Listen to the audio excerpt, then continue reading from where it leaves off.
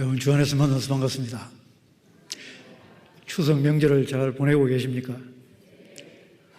아마 오랫동안 또 연휴를 이렇게 며칠 지내고 해서 내일 직장으로나 아니면 학교로 돌아가실 발걸음이 조금 무거울 것 같습니다.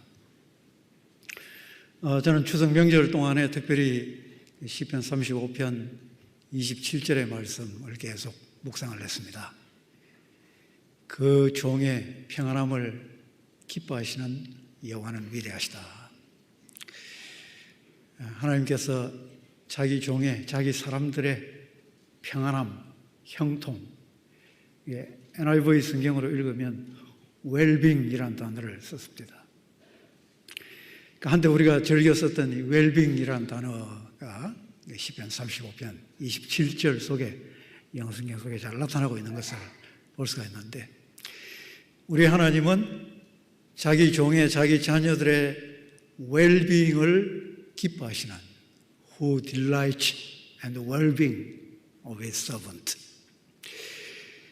우리가 세상 살아가면서 힘들고 고난만 당하는 것을 기뻐하시는 하나님이 아니라 그 종의 웰빙, 그 종의 평안함, 형통함, 이것을 딜라이트 하시는 하나님이시다. 참 너무너무 복되고 귀한 말씀으로 그렇게 마음속에 새기고 또 계속해서 이 말씀을 붙잡고 살아가고 있습니다. 하나님께서 우리 사람들을 지으실 때에 다 개성있게 특색있게 지으시지 않습니까? 손에 지문 하나까지도 다 다르도록 만들어 놓으셨습니다. 우리 목소리도 지문과 같은 그런 역할을 한다고 그러죠. 목소리뿐만 아니라 우리가 이야기를 하는 방식도 그렇습니다. 사람들마다 다 이야기를 이끌어 나가는 그런 방식들이 다 차이가 납니다. 설교자들마다 다 차이가 있죠. 성경도 마찬가지입니다. 우리가 복음서들을 보는데 이 네 개의 복음서가 공통적으로 예수 그리스도에 대해서 이야기를 하고 있긴 하지만, 그러나 이야기를 전개를 해가는 그 방식은 복음서 기록자들마다 다 다른 것을 보게 됩니다. 오늘 우리가 읽은 이 마가의 짧은 이야기 안에는 마가만의 독특한 이야기 방식 3가지 정도가 다 녹아들어 있습니다. 그 중에 이제 첫 번째 요소는 이야기를 전개를 해가다가 소위 문법 용어로 역사적 현재라는 이런 표현을 사용을 하는 것입니다. 마가가 예수님에 대해서 이야기를 할 때 기본적인 의존은 이제 과거 시제로 쓰겠죠. 예수님께서 이렇게 말씀하셨다, 이렇게 행동하셨다. 그런데 과거 시제로 이야기를 쭉 이끌어 가다가 어느 순간에 오면은 현재 시제로 돌려서 이야기를 합니다. 이게 다른 복음서 기록자들, 예를 들어서 누가의 경우에 있어서는 한 11번 정도밖에 나타나지를 않습니다. 근데 마가의 경우에 있어서는 이런 이 현재 시제, 소위 역사적 현재를 사용하는 이런 경우가 총 151번이나 나타납니다. 우리가 이런 빈도수에서 보는 것처럼 마가의 독특한 이야기 전달 방식이다라는 것을 잘 볼 수가 있는 거죠. 그래서 오늘 우리가 읽은 이 본문의 초반부도 이런 일을 조금 살려서 제가 개인적으로 번역한 것을 따라서 읽어보면 이렇습니다. 예수께서 배를 타시고 다시 맞은편으로 건너가시니 큰 무리가 그에게로 모였다. 과거 시제죠. 그리고 그는 바닷가에 계셨다. 자, 여기까지는 과거 시제를 씁니다. 그때 회당장 중에 하나 야이로의 이름을 가진 자가 온다. 이 부분에 와서는 현재 시제로 바꾸어버립니다. 그리고 예수를 보고 그의 발 아래에 엎드린다. 현재 시제로. 그리고 그에게 간곡히 간구한다. 현재 시제로. 말하기를 내 어린 딸이 죽어가고 있습니다. 와서 그 위에 손을 얹어서 그로 구원을 받아 살게 하소서. 이에 예수께서 그와 함께 가셨다. 다시 과거 시제로 전환됩니다. 그리고 큰 무리가 그와 함께 가고 있었고 그를 밀치고 있었다. 이제 주된 흐름은 과거 시를 쓰고 있지만 이 가운데 이제 핵심적인 부분, 회당장이 나와서 예수님 앞에 엎드리는 모습, 그의 딸을 위하여 간곡히 간구하고 있는 모습, 이런 모습을 이야기를 할 때는 현재 시제로 바꿔서 표현을 하고 있는 거죠. 여러분, 뭘 이야기를 하겠습니까? 일종의 생중계 방식입니다. 이 현장을, 이 이야기를 듣고 있는 사람들이 마치 자기 눈앞에 이 일이 벌어지고 있는 것처럼 그렇게 보도록 초청을 하고 있는 것입니다. 아마 이 자리에 아나운서나 아니면 성우나 이런 분들이 계시면은 이런 일을 전문적으로 잘 하실 겁니다.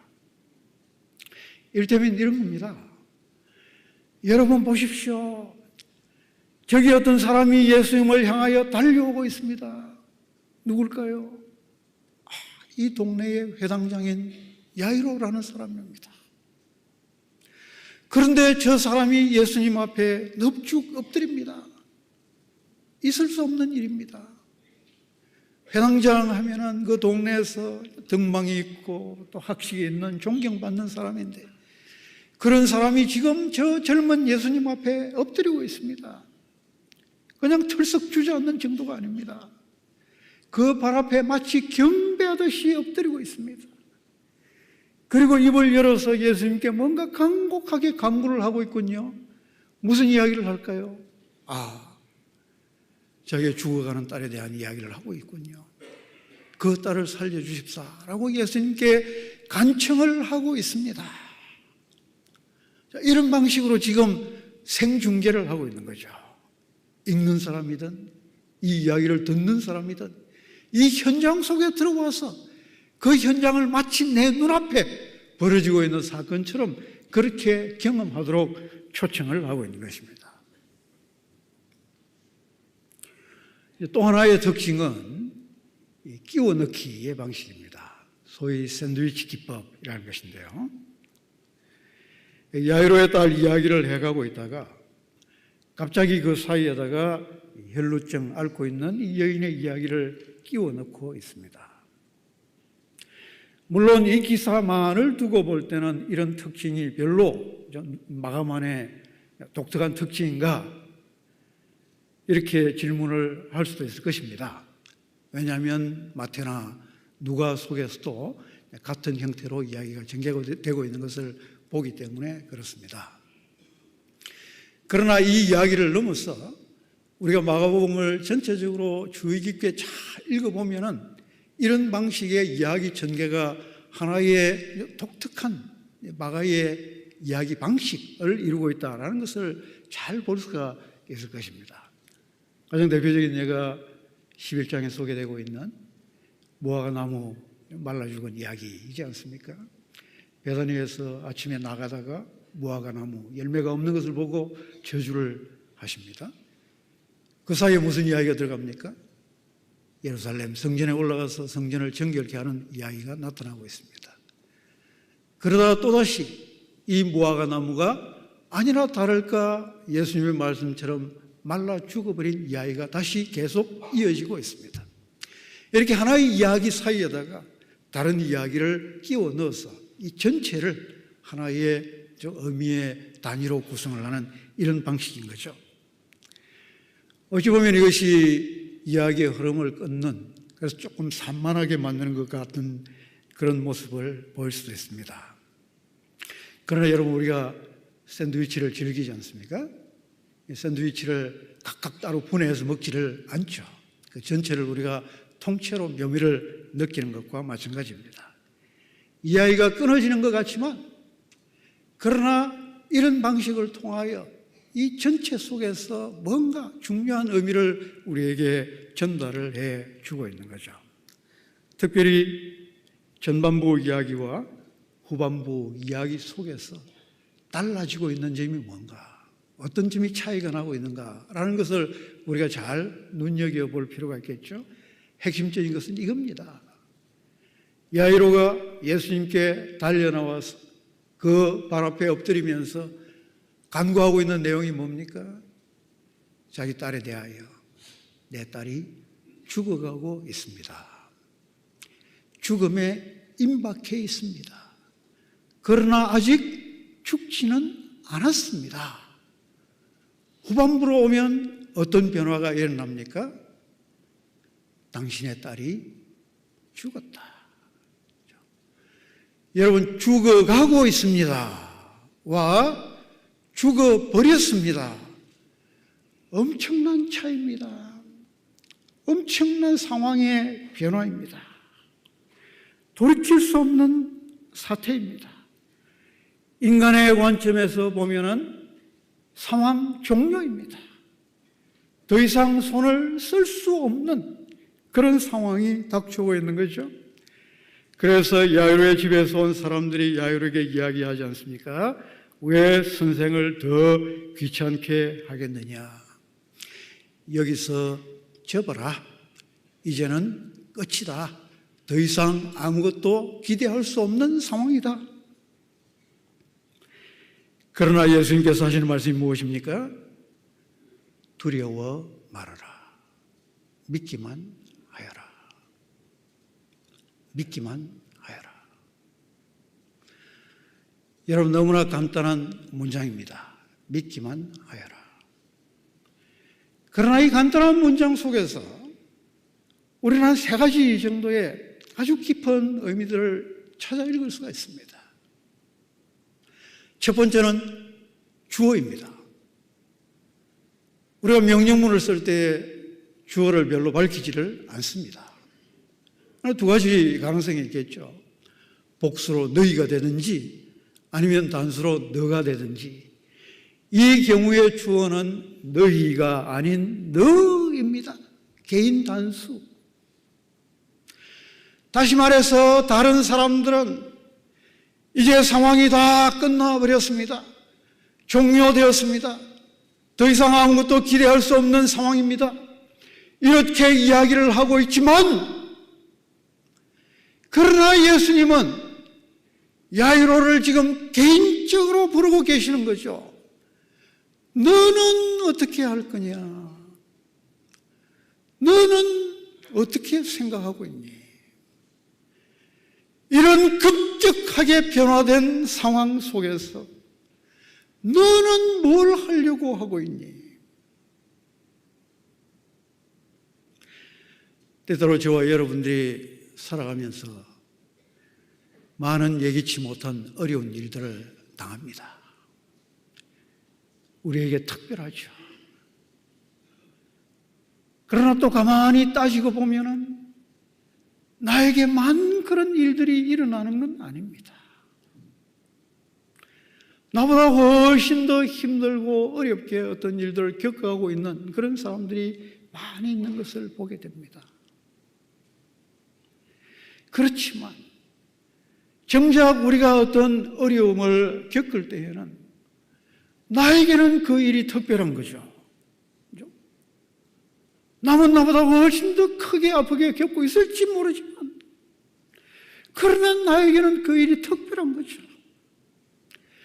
그 상황 속에서 우리가 무엇을 할 것인가?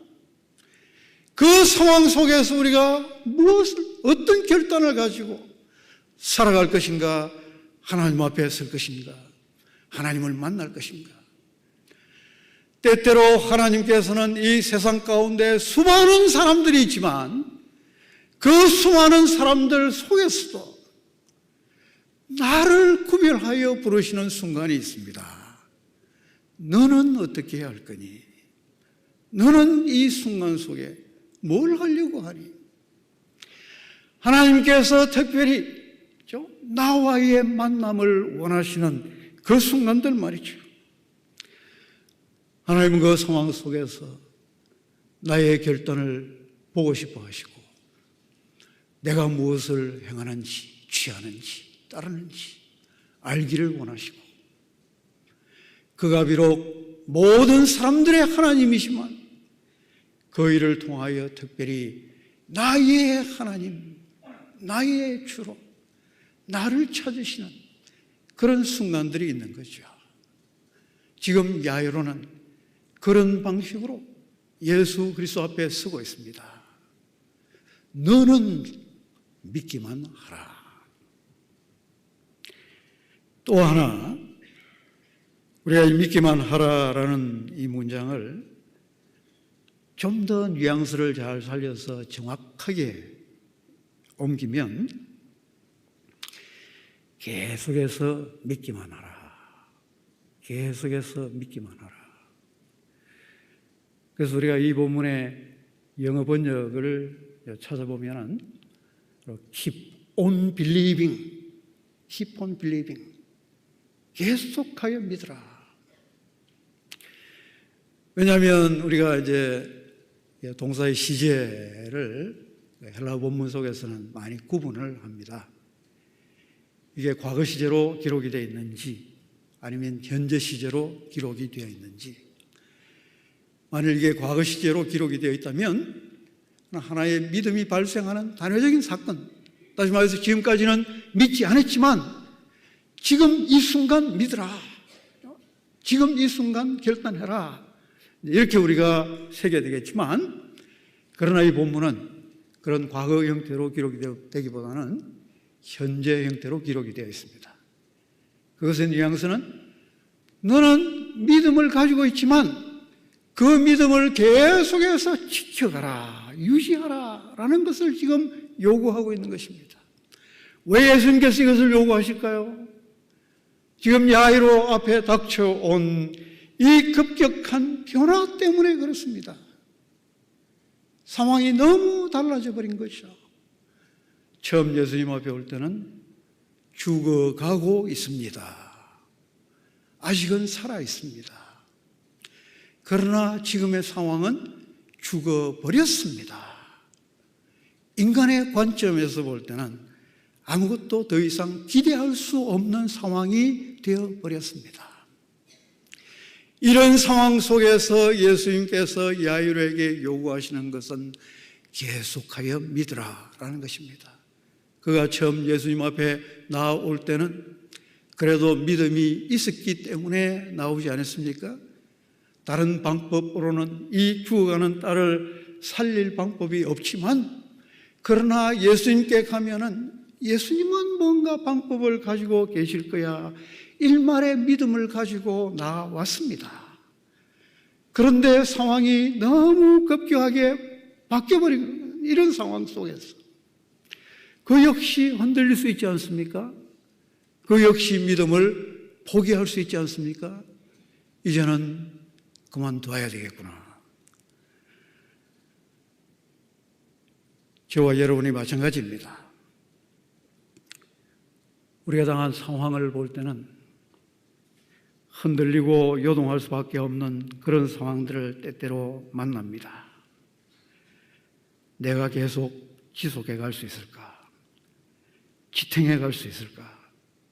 희망을 가질 수 있을까?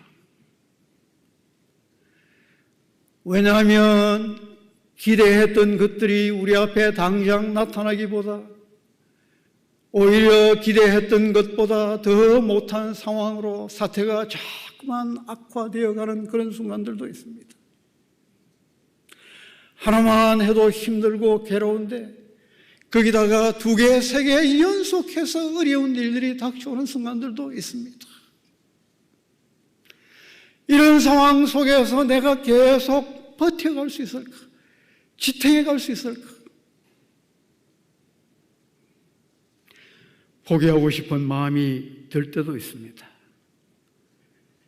절망감이 드는 순간들도 있습니다. 희망을 더 이상 가지지 못하게 만드는 상황들도 있습니다. 그러나 우리가 바라볼 것은 상황이 아니고 그 상황 너머에 계시는 하나님이십니다. 그 상황들 너머에서 자기의 뜻과 계획을 이루어 가시는 하나님이십니다. 그 하나님은 여전히 살아계시고요. 그 하나님은 여전히 일하시고요. 그 하나님은 여전히 포기하지 않으십니다.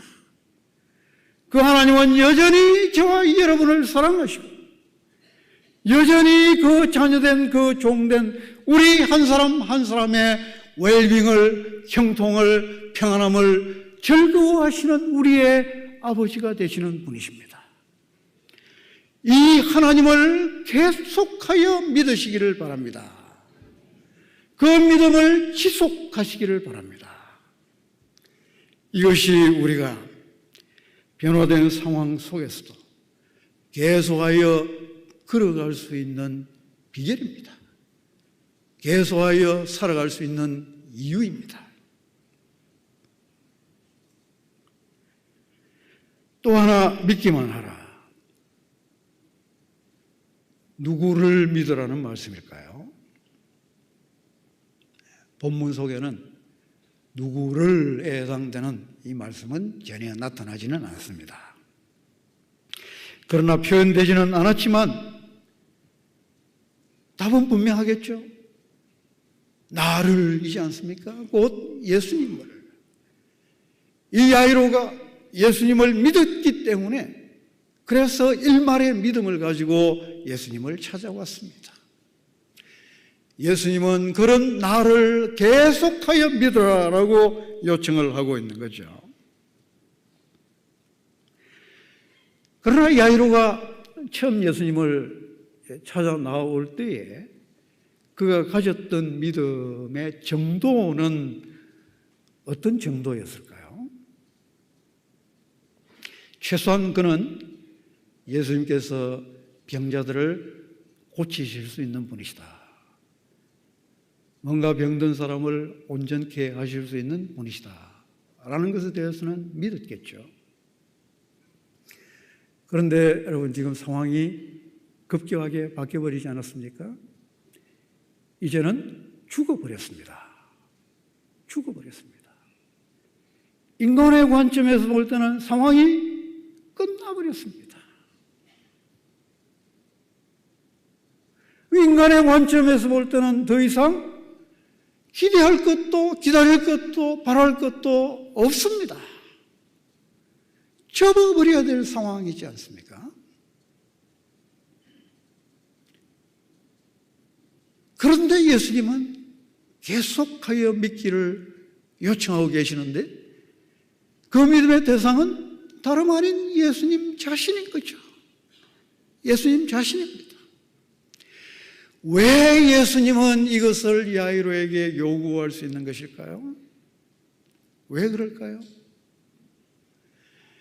예수님 자신이 상황을 따라 일하시는 분이 아니라 자기 자신의 조건을 따라 일하시는 분이기 때문에 그렇습니다.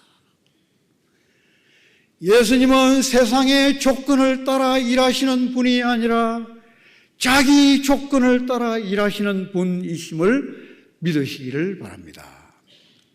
이런 비슷한 이야기가 요한복음 11장에 나오는 죽은 나사로를 살리신 이야기 속에서 우리가 중첩되는 부분을 찾아볼 수가 있습니다. 예수님께서 베다니의 나사로의 집에 가셨을 때에 그의 누이들이 마르다와 마리아가 차례로 나와서 예수님을 맞지 않습니까? 근데 예수님을 맞을 때 맨 처음 한 이야기가 기이하게도 꼭 같습니다.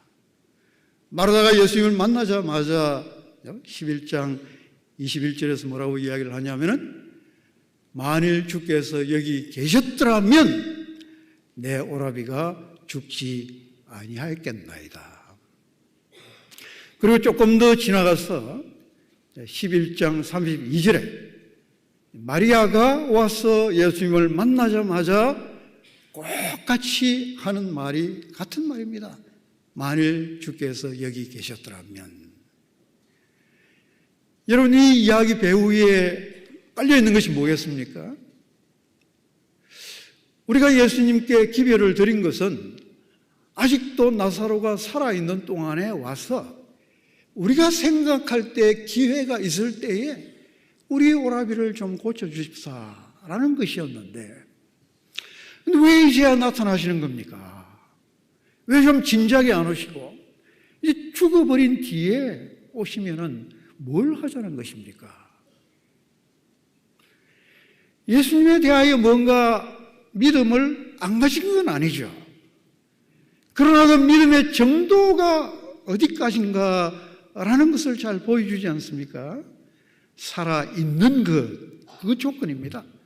살아있는 것을 가지고 낫게 만드는 이런 일은 예수님께서 하실 수 있다라는 것을 우리가 믿었던 거죠.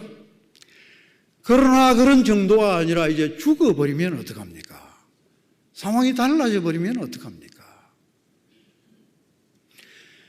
여러분, 이때 예수님께서 하신 우리가 너무나 잘 알고 외우는 말씀이지 않습니까? 요한복음 11장 25절의 말씀, 나는 부활이요 생명이니 라는 이 말씀입니다. 예수님은 부활이요 생명이시다. 요한복음 속에서 6장 35절부터 시작이 되는 나는 무엇이다, 에고 에이미라고 선포하시는 이 예수님의 자기 선포, 총 7개 나타나는데 요한복음 11장 25절은 그 중에 5번째를 이루지 않습니까? 나는 부활이요 생명이다. 다시 말해서 목숨이 붙어 있어야 그 조건을 가지고 조금 더 낫게 만드는 개선자 정도가 아니라는 것입니다. 치유자 정도가 아니라는 것입니다. 그는 생명 자체이신 분이고 생명의 원천이신 분이고 생명의 창조주가 되시는 분이십니다. 이런 예수 그리스도가 어떤 분이시냐를 우리가 믿을 때에 우리는 예수님께 맞는 것을 기대할 수가 있습니다. 생명이며 부활이신 분이기 때문에 그는 단순히 있는 것을 가지고 조금 더 낫게 만드는 그런 개선자 정도가 아니라 그것을 넘어서 없는 것 속에서 있는 것을 만드시고 죽은 것 속에서 생명을 만드시는 그런 창조주가 되시는 예수 그리스도를 우리는 기대할 수 있는 것이죠. 이것이 예수님께서 일하시는 방식입니다. 그는 자기 조건을 따라 일하시는 분이신 것을 믿으시기를 바랍니다.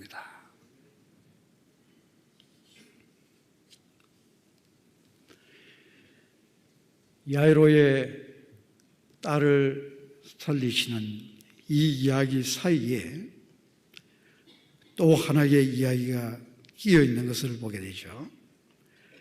마치 샌드위치 속에 맛있는 것들이 끼어 있는 것과 같습니다.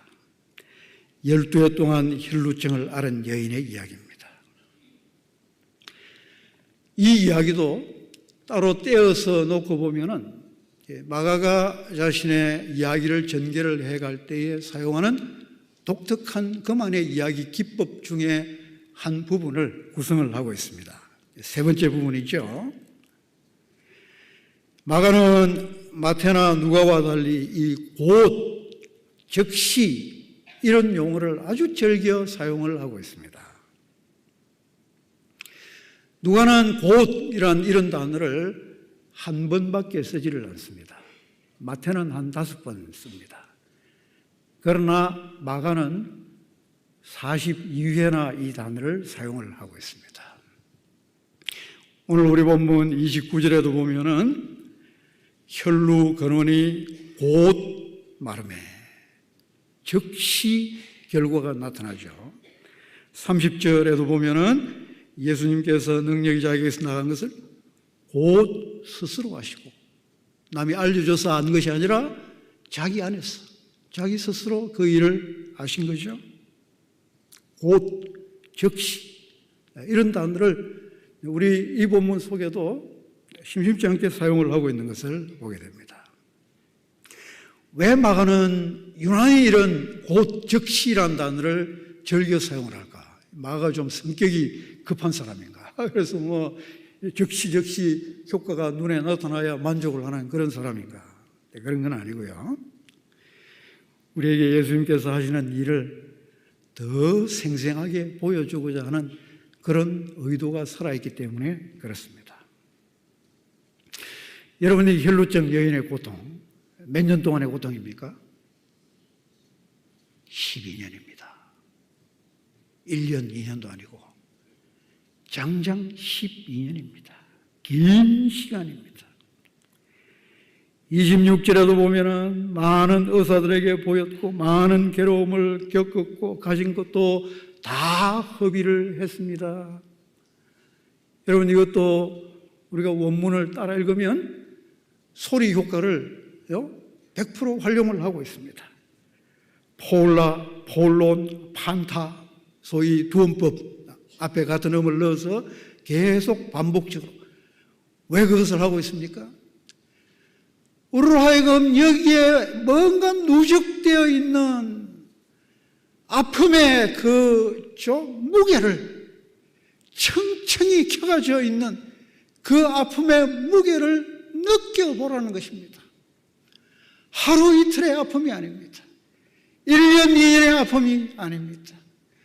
12년에 걸쳐서 많은 고통을 다 겪었고 많은 의사들을 통하여 가진 재산 다 탕진하도록까지 그렇게 켜가지도록 고통을 겪어온 여인입니다.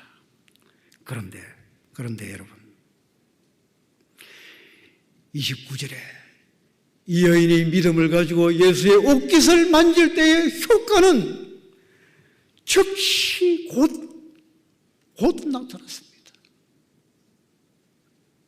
즉시입니다. 12년의 긴 시간과 대비해서 볼 때에 한순간의 일입니다. 놀라운 대비입니다. 하나님의 역사가, 하나님의 치료가 어떻게 나타나는지를 잘 보여주고 있는 거죠. 때때로 하나님께서 우리의 간구에 응답하시기를 오랫동안 지체하고 계시는 것처럼 보이지만, 그러나 우리가 그 하나님을 끝까지 믿고 믿음을 지속해 갈 때에 문제는 하나님의 때입니다.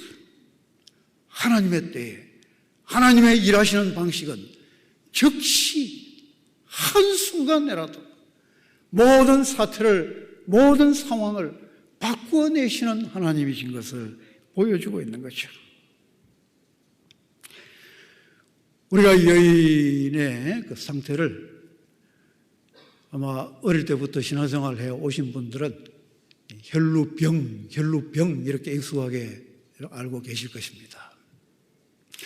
그러나 이제 좀 더 정확하게는 혈루증이라고 그렇게 고쳤는데, 왜냐하면 혈루병이라는 것이 이제 하나의 병명, 진단명은 아니기 때문에 그렇습니다. 문자 그대로 읽으면 피의 유출 그렇게 되어 있습니다. 어디에서 어떻게 피가 유출이 되고 있느냐에 대한 언급은 전혀 없습니다. 그냥 피의 유출이라는 단어를 쓰고 있을 뿐입니다. 그런데 이제 같은 표현이 우리가 레위기 구약의 15장 25절 속에서 찾아볼 수 있는 거죠. 만일 여인의 피의 유출이, 같은 표현입니다. 피의 유출이 그의 불결기가 아닌데도 여러 날이 간다든지, 그 유출이 그의 불결기를 지나도 계속되면 이런 상태를 가진 그 부인은 부정하다, 이렇게 이야기를 하고 있는 거죠. 그래서 이 여인도 하나의 같은 카테고리의 상황을 겪고 있다라는 것을 우리가 짐작을 해볼 수가 있는 거죠. 그런데 여러분이 레위기 15장 25절, 26절, 27절 이 본문 속에서 이런 여인의 상태가 무엇이다, 어떤 것이다 라는 것을 우리가 쉽게 추측을 해볼 수가 있습니다. 이 여인이 누웠던 침상, 이 여인이 앉았던 자리, 이 여인과 접촉하는 사람들 다 부정하게 됩니다. 그렇다면 여러분, 12년 동안 이런 질병을 가지고 있는 이런 여인의 상황도 유대인들의 상황 속에서 전혀 다르지 않습니다. 단지 육체의 고통만이 아닙니다. 사회적으로, 종교적으로 부정한 상태의 사람입니다. 누군가 이 사람이, 이런 사람이 있다라는 것을 알면은 그 집에 올 수가 없겠죠. 왜 그렇습니까? 만일 모르고 왔다가 그 그 의자에, 이 여인이 앉았던 의자에 앉기로 하면은 자기도 부정하게 됩니다. 그러면 하루 종일 아무 일도, 공적인 일도 볼 수가 없는 상태가 되어버리고 맙니다. 이런 사람과 누가 가까이 하려고 하겠습니까? 이런 상태로 12년을 살아왔습니다. 육체의 고통과 마음의 불안과, 여기서는 말할 것도 없고 철저한 사회적인 단절입니다. 공적인 자리에 나아갈 수가 없습니다. 사람들을 만날 수가 없습니다. 예배하러 가고 싶어도 회당이나 아니면 성전에 갈 수가 없습니다. 이런 상태로 12년을 살아온 거죠. 여러분, 이 여인이 예수님께 나올 때도 어떻게 나왔다고 이야기를 합니까? 27절을 보면은 뒤로 와야만 했죠. 뒤로. 모든 다른 예수님을 만나는 사람들이 다 앞으로 왔습니다. 그래야만 눈에 띄지 않겠습니까? 그래야만 기회를 얻지 않겠습니까? 그러나 이 여인은 앞으로 올 수 없는 사람입니다. 자기 존재를 드러낼 수 없기 때문에 그렇습니다. 존재하고 있지만 그림자처럼 살아가야만, 철저하게 자기를 숨겨야만 되는 그런 사람입니다. 이런 사람이 예수님 뒤로 와서 그 믿음을 가지고 예수님 옷깃을 만졌습니다. 여러분, 얼마 동안이나 만졌다고 생각을 하세요? 한 1분 정도 예수님 옷깃을 잡고 있었을까요? 가당치 않은 일입니다. 1분이 아니라 단 몇 초의 일입니다. 그 바쁘게 가고 있는 예수님을 잡을 수조차 없습니다. 그 옷깃에 몇 초라도 손을 대는 그 짧은 순간, 이 여인은 12년 동안이나 농축되어 있었던 그 마음의 간구와 아픔을 다 털어놓은 거죠. 주여, 나를 불쌍히 여기소서. 나에게 긍휼을 베풀어 주소서. 다른 어떤 것도 가져갈 수 없는 이 나를 붙잡는 질병 속에서 나를 놓아주소서. 한순간의 간구입니다. 단 1초, 2초의 간구입니다. 하나님께서는 이런 간구도 들으시는 것을 믿으시기를 바랍니다. 여러분, 놀랍도록 이 여인은 고침을 받았습니다. 자, 이야기가 다 끝난 것 같습니다. 아주 좋은 해피엔딩이지 않습니까? 이쯤에서 이야기가 끝나면 참 좋을 것 같습니다. 그런데 이야기가 끝이 안 나죠. 예수님께서 사람들을 향하여 물으십니다. 누가 내 옷에 손을 대었느냐? 저는 이 부분을 볼 때마다 참 궁금함이 많았습니다. 어찌 보면 이 부분은 없어도 될 부분 같다. 참 사족 같은 부분이다. 왜 굳이 이제 이야기가 다 끝나버리고 해피엔딩으로 고침받고 평안하게 돌아가면 다 될 텐데 무엇하러 이 이야기를 붙여놨을까?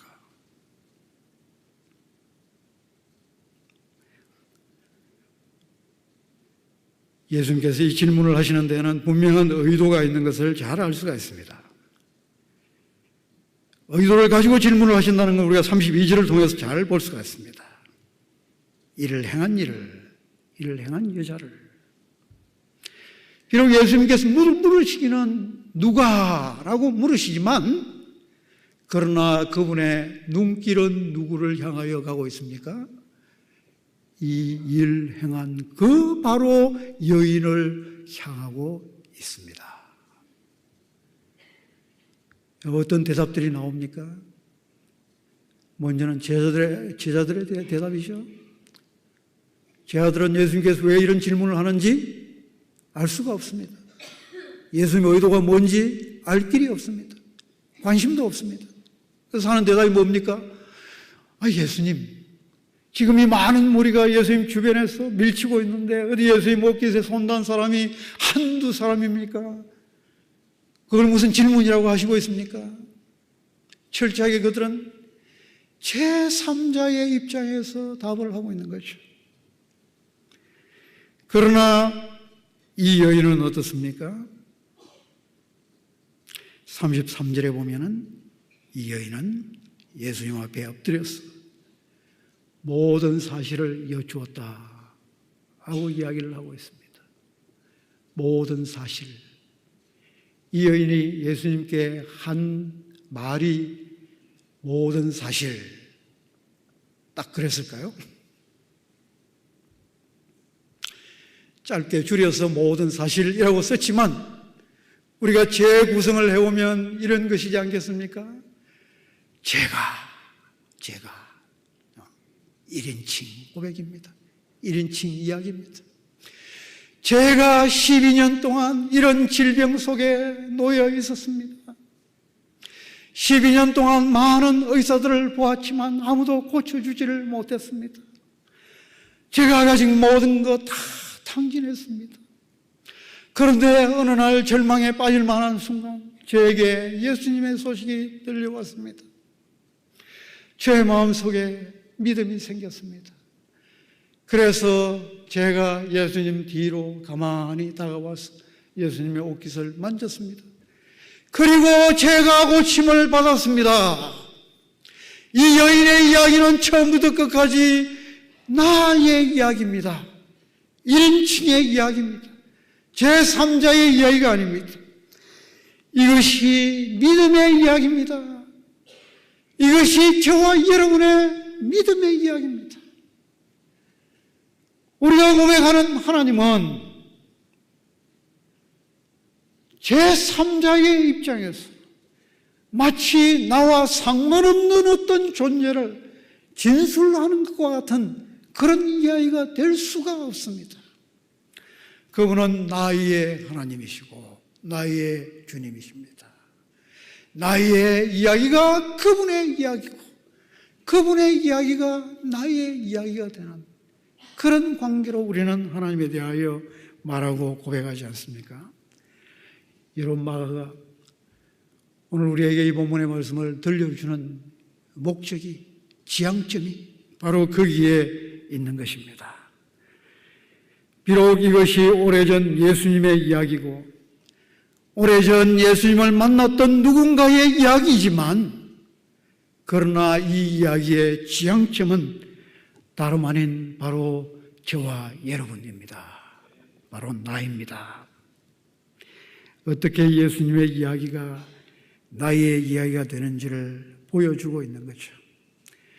여러분의 삶의 이야기가 예수님의 이야기에 연결되기를 바랍니다. 오늘 이 자리에 어떤 형편으로 나와왔든지 때로는 공개적으로 드러난 아픔을 가지고 계신 분들도 계실 것입니다. 때로는 드러내지 못하는 아픔들 품고 계신 분들도 있을 것입니다. 때로는 더 나아지기보다 오히려 더 나빠져 가기만 하는 그런 상황 앞에서 흔들리는 마음을 가지고 나오신 분들도 계실 것입니다. 그러나 그 모든 것들을 넘어서 여러분의 눈을 예수 그리스도께로 돌리시기를 바랍니다. 그런 상황에 따라 일하시는 분이 아니라 자신의 조건, 곧 나는 부활이요 생명이라는 자기 조건을 따라 일하시는 하나님이신 것을 믿으시기를 바랍니다. 그 예수 그리스도께서 그분의 조건을 따라서 일하시는 것을 지속적으로 믿고 여러분의 모든 형편들을 그분의 손에 맡기며 나아갈 때에 그분이 이루시는 일들은 때로는 지체되는 것 같지만 그러나 때가 되면 격시로 이루어지는 것을 믿으시기를 바랍니다.